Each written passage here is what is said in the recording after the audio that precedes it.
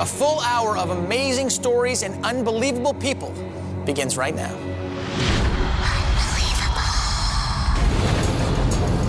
This massive armored truck tips the scales at over 12,000 pounds. Jenny Kindlespire weighs in at a petite 110 pounds. In just moments, for this unbelievable act, Jenny will attempt to pull this truck from a dead stop 50 feet. But the truly incredible part is how she's doing it. With ropes connected to 2 large stainless steel hooks pierced through her back. For me, it's kind of a test. I just like to test myself and see what my limits are. At first glance, Jenny, who was born and raised in South Dakota with a house full of brothers, doesn't seem like the extreme piercing type. I definitely relate with being, a female and having feminine qualities. But looks can be deceiving. Inside, Jenny has a will of iron. I know that I can be strong when I choose to be. And 2 years ago, she started body piercing and suspending herself from hooks to prove it. But she's never attempted anything like what she's about to do right now.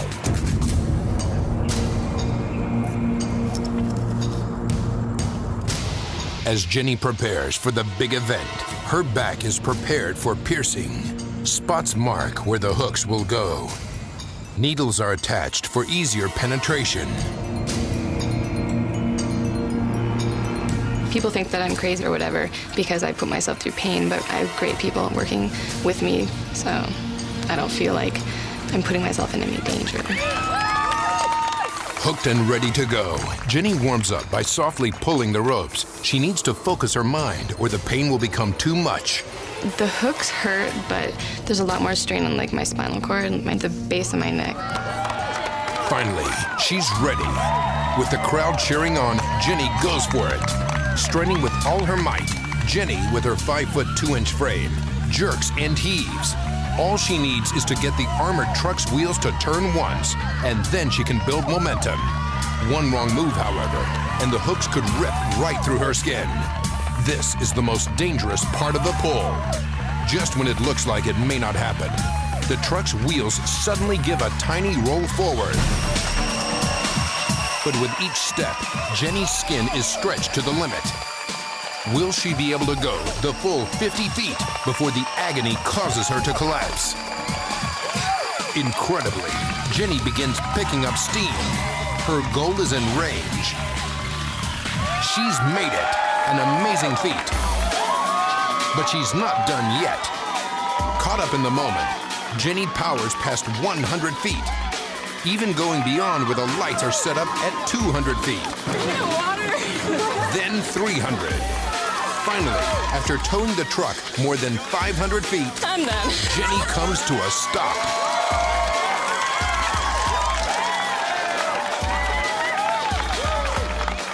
How do you feel? I feel really good. I feel really tired. I beat my goal and went farther than I thought I would. With hooks pierced through her back, Jenny pulls an armored truck an amazing 584 feet. Incredibly, the hooks never tear through her skin, and the wound should heal within weeks. Using the power of her mind, Jenny Kindlespire pulls off one truly unbelievable act. Felt very happy to get it over.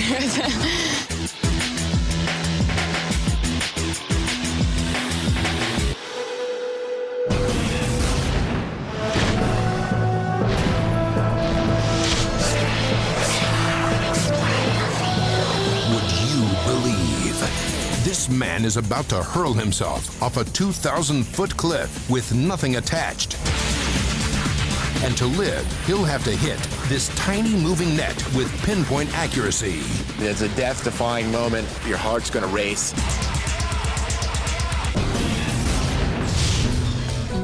Everything was going as planned for family man Ivan Schlutz until the day a propeller split open this pilot's skull. See how his strange new dreams are making him a celebrity. Ken Edwards is on a strict diet. He won't even touch a bite of junk food. Instead, he survives eating only cockroaches that he crushes with his customized fangs. Plus, before this was a necklace, it was a human being. The dog's so small they fit in a water glass. And see what's got these ladies taking a 2-mile leap in their lingerie. Unbelievable? Believe it. On Ripley's Believe It or Not.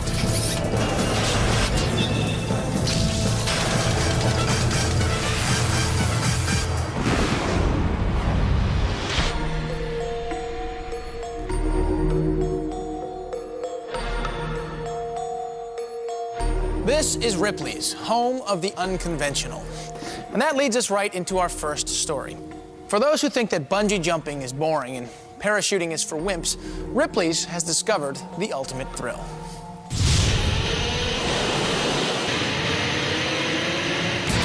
Imagine a jump of more than 90 feet with no cord, no safety rope, and no parachute.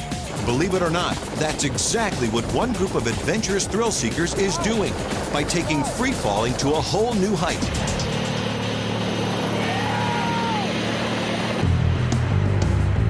Developed in Germany, SCAD diving, which is an acronym for Suspended Catch Air Device, is the latest death-defying recreation in the risky world of extreme sports. The mindset to be into skydiving, you've got to be into adrenaline sports. You've got to want to have a bit of a thirst for a buzz, a body buzz. Unbelievably, no safety lines are used here.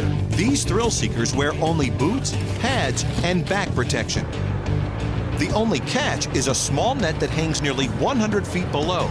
It's there to break the fall. However, one wrong move and the diver could snap his neck on the landing, bounce off the side, even miss the net entirely, and plummet to their death.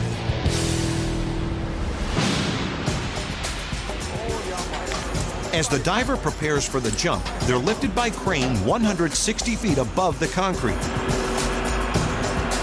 At this point, there is no turning back, and feelings of anxiety and fear begin creeping in. Watch closely, because in a split second, the bottom of this cage will act as a trapdoor beneath the diver's feet. With a 3, 2, 1 count, the diver is released, falling at speeds of over 50 miles an hour. After free falling more than 90 feet, the diver plunges into the safety net, which is only 65 feet from the ground. This guy. It's an incredible thrill, but for these SCAD divers, it's not enough. Now they're taking it even further as this diver prepares for the ultimate free fall. Instead of using a crane to hoist him high in the air, he's climbed the face of this 2,000-foot cliff to take a life-threatening leap of faith. In this case, the net is suspended by a helicopter. It is a difficult target as the wind causes the lightweight ropes to sway from side to side. And the rocks pose another hazard. The diver must jump far enough away from the cliff or he risks crashing into it. It's a heart-pounding thrill, with a moment of hesitation and then a jump. The diver plummets more than 90 feet and the landing is a huge success. In this dangerous sport, there is definitely no room for error. When you're all done and you're in the net and you realize that you're still alive, there's definitely a moment of exhilaration. Some people scream, some people do nothing. Just stand there. Can't believe I made it.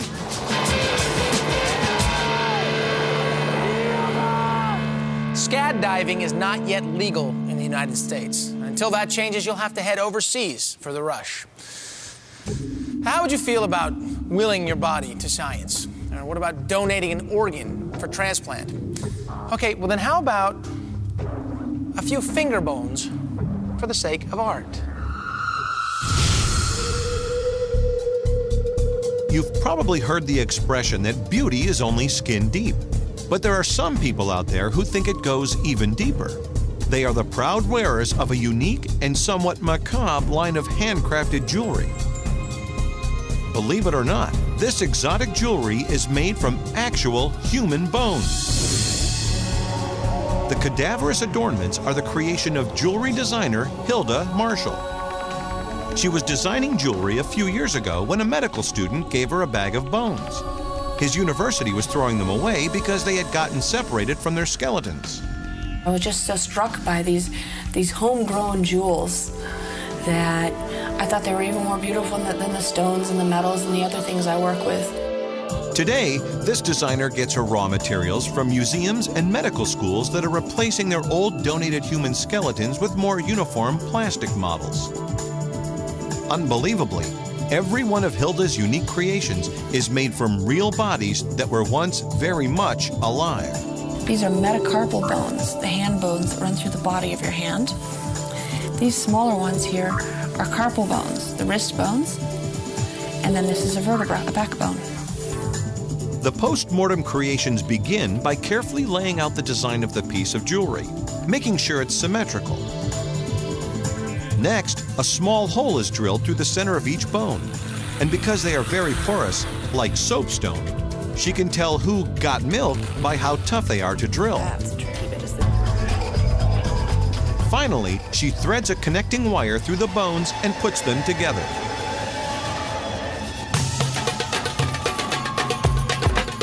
Creating a piece of jewelry like this elaborate necklace can take her up to a week.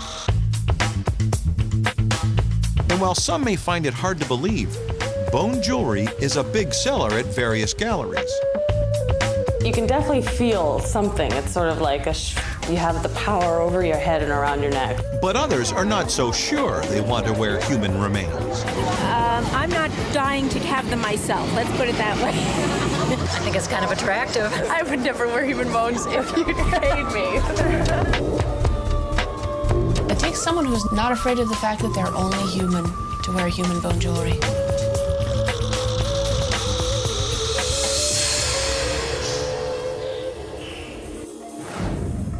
More Ripleys right after this.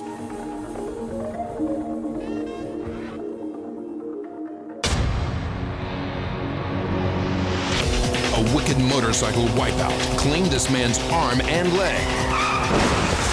Now, he's about to climb back on his bike for a ride you have to see to believe. Also, golf's tough enough without stilts. Watch as this giant cuts down the competition. Plus, can these people possibly build a human tower 5 stories tall? And forget inhalers. These villagers claim that gulping down guppies is the ultimate asthma cure. Sound fishy? It's all ahead on Ripley's.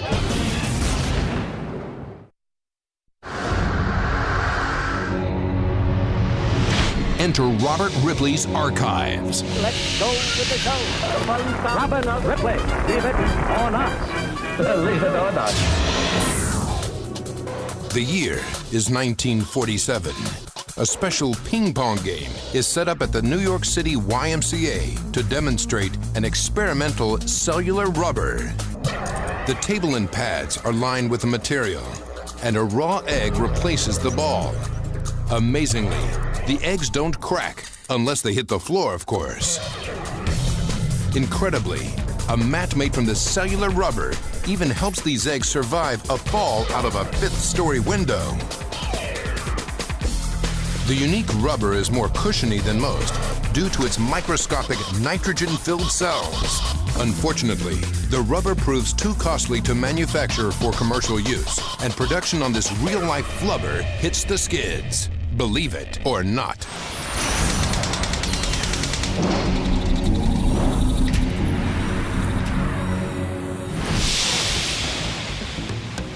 Now, when Tony O'Brien hops on his motorcycle and heads down the highway, tongues wag, jaws drop, and everybody does a double take. That's because he rides one-handed and standing on one leg. But he doesn't do this by choice. Riding down the street, Tony O'Brien looks like your average motorcyclist. That is, until he turns a corner. Because believe it or not, A tragic accident left this experienced biker with only one arm and one leg. Tony has always loved the thrill of riding motorcycles. It's something you wouldn't understand unless you tried it yourself. It's almost like flying. But motorcycles can be dangerous, and one short ride was about to change Tony's life forever. He had just set out on a rainy day when out of nowhere, disaster struck. I come flying down the road, checked my mirror, looked over my shoulder, didn't have time to look back to see where I was going, and running back of the van. While speeding down a road at a dangerous 70 miles an hour, Tony crashed head-on into the back of a van. The devastating impact should have killed him, but after hours of surgery, miraculously, he survived.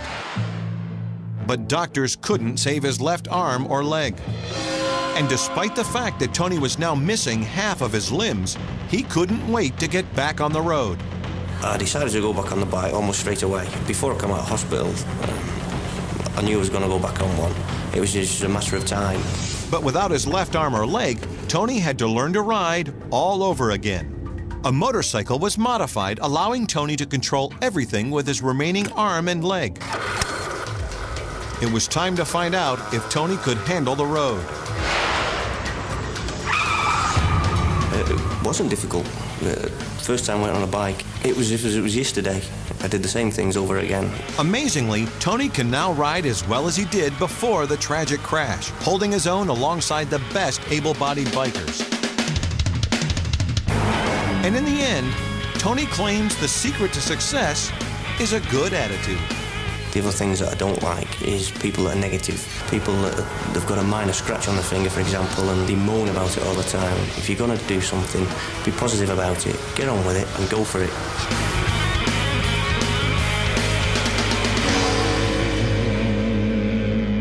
Tony says that turns are the hardest part of riding now because he has to overcompensate when shifting his weight. When an airplane propeller split open this man's skull, he began having strange dreams. For the first time anywhere, see how he's bringing his surreal visions to life.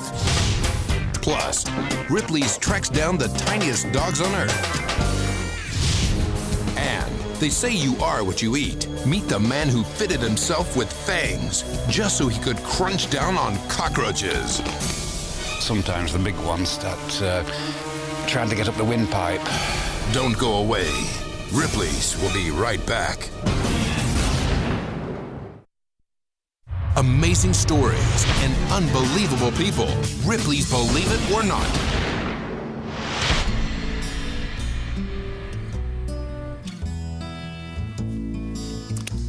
Baseball players were the first people to appear on trading cards almost 114 years ago. And collectors eventually expanded their hobby beyond sports figures. Well, this could be the latest trading card that your kid will be buying with his milk money.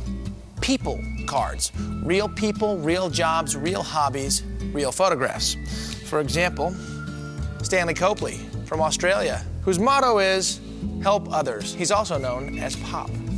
Or we have George E. Martin, whose motto is, treat everyone as an equal. Interesting little outfit for George. Or you have Shosh Hazan, whose motto is, there is no I can't, just I don't want enough. Okay. Well, all you have to do is fill out a simple questionnaire and send in a photo to be considered for the next printing. Now here is another story about real people.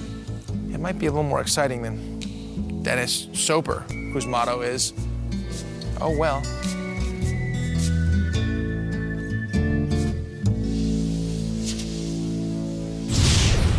A 500,000 people have traveled from across India to the small town of Hyderabad. And believe it or not, they're here to gulp down live guppies. In India, pollution is such a huge problem that for the millions of people suffering from asthma, breathing is a daily challenge. Looking to ease their suffering, once a year, asthmatics make a trip to visit this clinic run by 5 brothers. God gift, what we are thinking, this is a God gift. We are not doctors and Ayurvedic, but that Muni has given this secret formula, and this we are prepared this thing we are give to the only free of cost. The small fish called marrow are bred specifically for this purpose. They are covered in a special yellow paste made by mixing secret herbs with holy water from the Ganges River. Visitors to the clinic swear by the power of the little fish.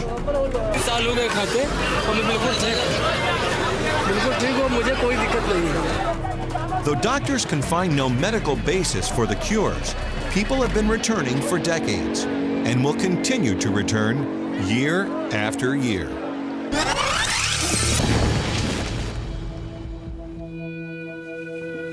You ever wonder if you have hidden talents buried inside you that just need some encouragement to spill out?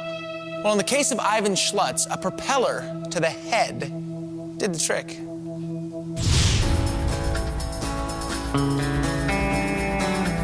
"38-year-old Ivan Schlutz is an accomplished artist, gaining national attention for his unique creations. But Ivan may have never sculpted a single piece if his skull hadn't been split open by an airplane propeller." The skull was completely off. I mean, his brain was kind of free in the breeze. Believe it or not, Ivan was literally struck with inspiration. The accident that should have killed him instead left Ivan with incredible artistic vision. Newlyweds Ivan and Dina Schlutz had everything to look forward to. Ivan was a pilot and an airplane mechanic on the fast track to flying commercial jets just like his dad. And the young couple dreamed of starting a family together. Then tragedy struck. His father called me at work and said, "There's been an accident, and Ivan's been involved in it." And as soon as you hear those words, you know, airport, planes, people, it's going to be bad. Ivan was working on a single-engine plane when suddenly a propeller came loose. Before he could react, the blade hit Ivan in the head, breaking off part of his skull. It hit me right almost dead center. Emergency crews called to the scene immediately rushed Ivan to the hospital. It was very touch and go as far as his life was concerned. He was unresponsive, paralyzed on one side, some movement on the other. His brain injury looked to be severe. Dr. Bowles and his team worked to put Ivan's broken skull back together again. But would Ivan make it through the difficult surgery? Would he ever be able to walk again, let alone fly? Days ticked by, and after an agonizing 2 weeks in critical care, there was a glimmer of hope. Ivan opened his eyes and was able to move his arm. Still, he'd be left with some paralysis and needed rigorous rehabilitation. It was 3 different therapies all day long for about a year, and then for about 2 more years he had therapy like 3 times a week, and it gradually got less frequent. But something else happened while Ivan was in the hospital. He began having strange dreams. From the beginning, when he got hit on the head, he couldn't sleep at night, and he started having these really crazy dreams. The dreams are, I don't know, they're hard to explain, but the dreams come and go as they please. I can't tell you when I'm going to have them or when they're going to quit. And they're mostly a lot of Native American. Ivan was tortured by his dreams until one morning during rehabilitation when he picked up a piece of clay in his hand and was overcome with a desire to mold it. As part of his physical therapy, they had given him some clay to work with to get his dexterity in his fingers, to get the whole hand moving again. Unbelievably, Ivan began immediately sculpting the lifelike faces and imagery from the Old West he saw in his dreams. The perfect detail revealed an artistic ability that he had never displayed before the accident. I have to say, I am amazed. Do we occasionally see things that we're amazed at? Can we say there are really miracles out there? I think we come awfully close to it. I had no idea that he had any real artistic ability. His life totally revolved around airplanes and flying, and this was the furthest thing from from what I thought we would be doing. The left side of the brain is commonly believed to be the verbal, logical side, and the right side, the creative one. After being struck in the left side of the brain, could the artistic right side have taken over?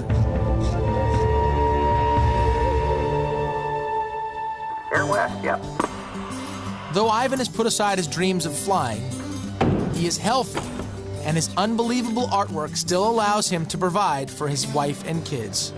Well, the little one's 4. She's into everything. Victoria. And Logan, he's 8. He has his moments, but for the most part, he's like the opposite to her.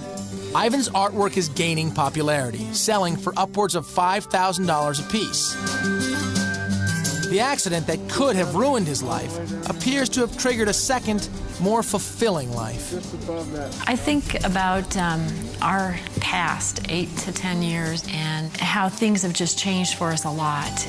There are trade-offs, but the more important thing is that he has something to leave. When he's gone, there's going to be something here that people will remember.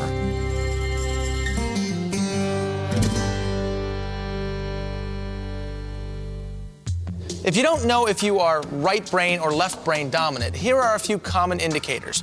Lefties respond to logic, are more punctual, and they tend to remember people's names. Righties respond to emotion. They gesture when speaking, and they usually remember faces. That's it. Ripley's legally insane. We travel the globe in search of the most unbelievable laws on the books. Singapore. Chewing gum in this city could land you in a real sticky situation with cops. Famous for being one of the world's cleanest cities, chewing or spitting out gum in Singapore is actually against the law. In fact, habitual offenders are sentenced to perform humiliating community service and forced to wear litterbug signs while scraping old gum off the sidewalk. If that's not embarrassing enough, violators are videotaped for broadcast on the news. Insane or not, it's the law. Hungry? You won't be after you meet the man who lives on roach meat. Cockroaches, when they're cooked, they taste a bit like bacon. Plus, can these people survive a 5-story fall? The stilted golfer taking a swing at the pros. And you've never seen jumpsuits like these. 4 skydiving women wearing only their undies. Next.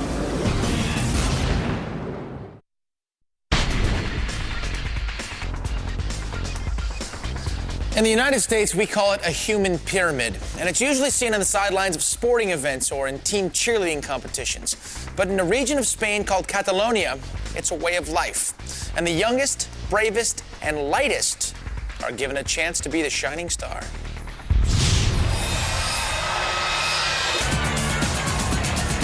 For over 200 years, the people of Catalonia have been performing a death-defying custom,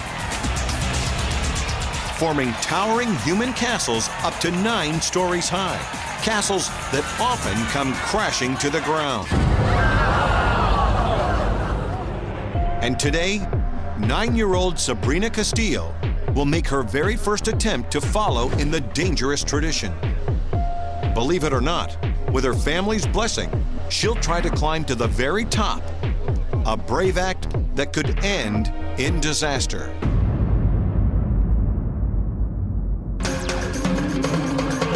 The hazardous castle custom began as a part of folk dance festivals. Locals began dressing in colorful outfits and building taller and taller towers to show hometown pride. Since children are the lightest and most agile, they're the ones at the very top of the tower. Amazingly, the kids start training before they're even 5. First climbing practice dolls, then moving to the real thing. For little Sabrina, this is the moment she's been training years for. Today, she'll discover if she has what it takes to go all the way. As she begins the climb, one misstep could send the entire column tumbling to the ground. Racing the clock, the team has only 2 minutes to build, then dismantle their tower. Successfully reaching the top, Sabrina balances on the wobbly shoulders of her friend. At nearly 5 stories in the air, the little girl has no safety harness, not even a net to catch her fall. The other team members begin removing the outer shell, hoping in the end to leave one narrow column.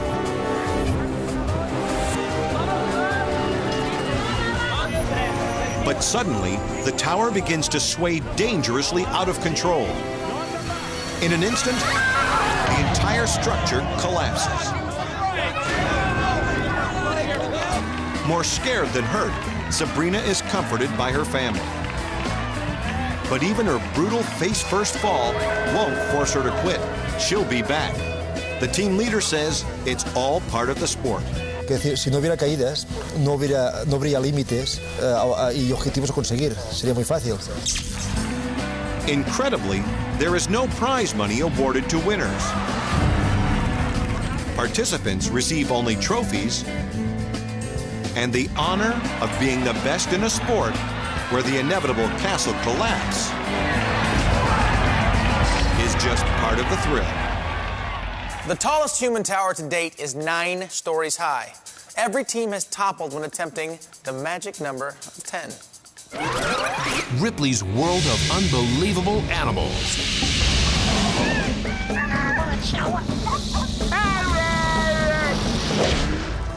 In Bangkok, Thailand, this dog breeder is creating a cuter kind of canine by making Yorkshire Terriers smaller.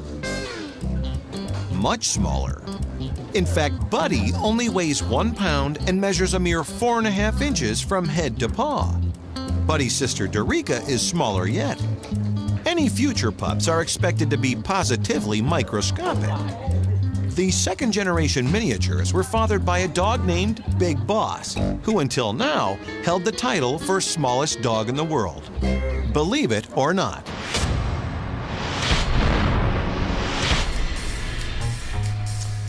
For a golfer to make it on Ripley's, they have to do something pretty spectacular. In the case of Brad Denton, it was the way he swings his clubs.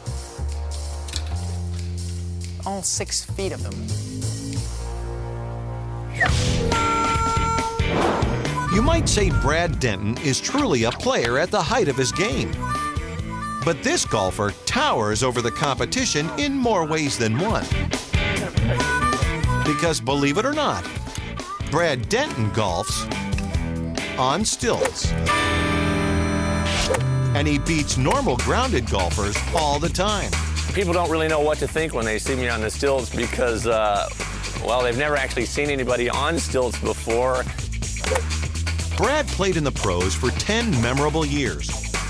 But as a teacher, he began getting a lot of excuses from his taller golf students. I'd had so many students that asked me, well, you know, Brad, I think I'm just too tall to play the game. That's when Brad was hit with a challenging idea. If he could learn to golf on a pair of 3-foot stilts, he could prove his students wrong. But after learning how to stand high in the sky, this now 9-foot 5-inch golfing giant had to find a suitably sized club to match his newfound stature. The longest club that I've ever swung was about 11 feet 5 inches long, but I found out that it got so long that you couldn't control it at all. So Brad settled on clubs ranging from 6 to 10 feet. They're made out of several shafts, pieced together with bolts in the middle. The increased weight makes it difficult to keep the club head from wobbling. Your accuracy is going to wane just a little bit because of the length of the club as well. So the longer the club is, the more difficult it can be to hit some. You ready? Oh, there's more players. Despite that, Brad, who hit some incredible trick shots, is a big hit with his fans. In fact, he makes his living these days entertaining fellow golfers. A lot of times they kind of want to come up and say something, but they don't know what to say, so they don't. What, play it about just on the left edge, you think? And they certainly never fail to notice when Brad comes in with the lowest score.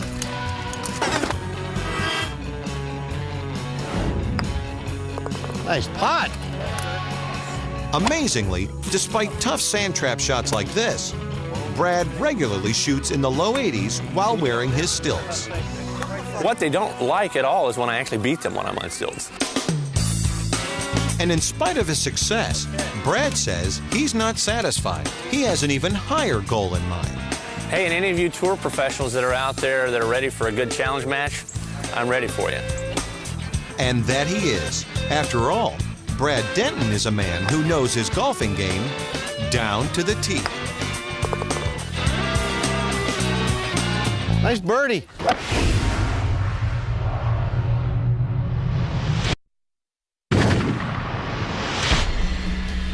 By now, just about everybody has seen somebody on television eat a cockroach. It's a one-time deal for 15 minutes of fame or cold, hard cash. But only Ripley's will introduce you to a guy who eats cockroaches at every meal. Not for the money, but for the protein. Ken Edwards likes to begin his day with a stroll through the English countryside. But after working up a hearty appetite, it's not a shepherd's pie he's craving, because, believe it or not, Ken only eats cockroaches.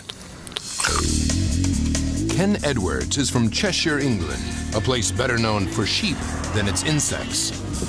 But it was while working briefly as an exterminator that Ken became acquainted with the cockroach. And it was at work that he accepted the bet that would change his life: to eat a roach. One thing led to another, and soon Ken discovered that he actually enjoyed the taste. Steak and chips, well done. Thank you. Cockroaches, when they're cooked, they taste a bit like bacon. And your speciality? Oh, thank you, Frederick. Very rare. Oh. And he believes eating the insects actually helps settle his stomach. They look very frisky today, Ken. They are, aren't they? Yeah. The other reasons I have for eating cockroaches and going on a liquid diet is because I've got a hernia. And I find that if I eat solid foods, it causes a lot of pain. But a warning, roaches are known disease carriers. Ken gets his roaches clean from a special supplier. Don't try this at home. And while his roaches may be safe, it doesn't mean they're easy to eat. Sometimes the big ones start trying to get up the windpipe and make scratching, and it's a bit painful until they reach the hydrochloric acid of your stomach, and then they expire. So into eating roaches, Ken even had fangs surgically implanted to better crunch the hard-shelled vermin. Now, morning, noon, and night, the only solid food Ken ever eats is the naturally high-protein, low-fat wonder bug, the cockroach. Monosodium glutamate, aspartame, red and yellow coloring, artificial flavorings and preservatives. No, I think I'll stick to nature's own health food, a nice big juicy cockroach.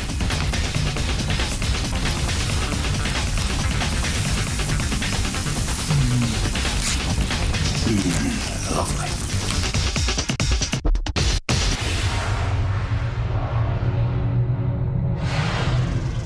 Don't head for a snack just yet. We'll be right back.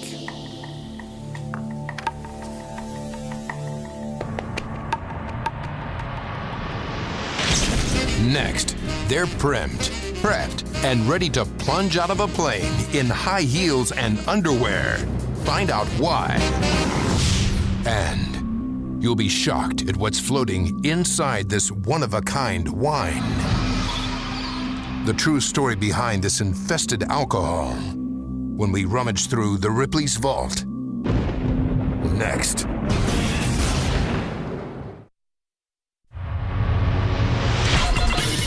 You're watching Ripley's Believe It or Not.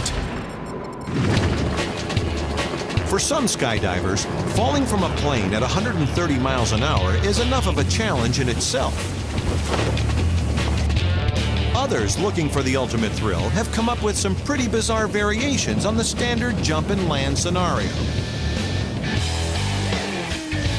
But these four friends are taking a less is more approach by jumping dressed only in their favorite lingerie and high heels.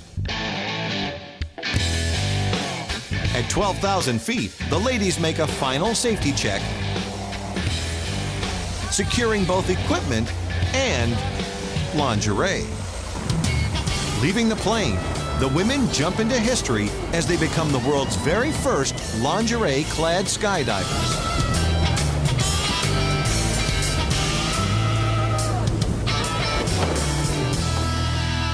Believe it or not.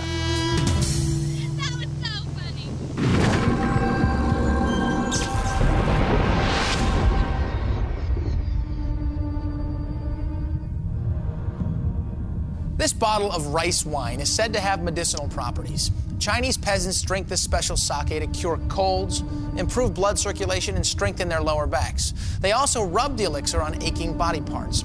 The recipe has been passed down from generation to generation. But the ancient Chinese secret ingredient is not so secret if you're able to see through the murky solution. Can you see what's floating inside? Yeah. They call it rice wine, but they should call this mice wine. The company that sells this brew guarantees 5 rodents in every single bottle. Sound unbelievable? Believe it.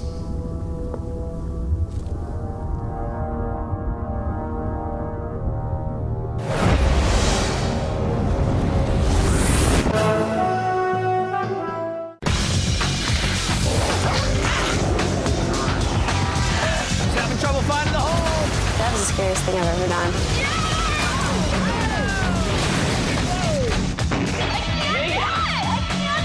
Only those with the guts. All right, let's do this. Win the glory. I did! I'm so happy! Fear Factor. Back-to-back episodes. Sunday starting at 7. Only on Chiller. Scary good.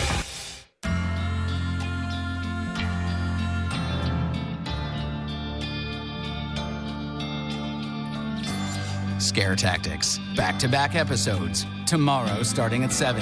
Only on Chiller. Scary good.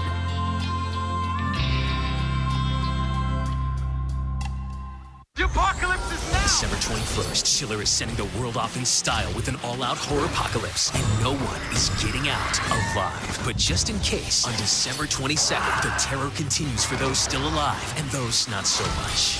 Chiller presents Horror Apocalypse all day Friday, followed by We Survive Marathon all day Saturday.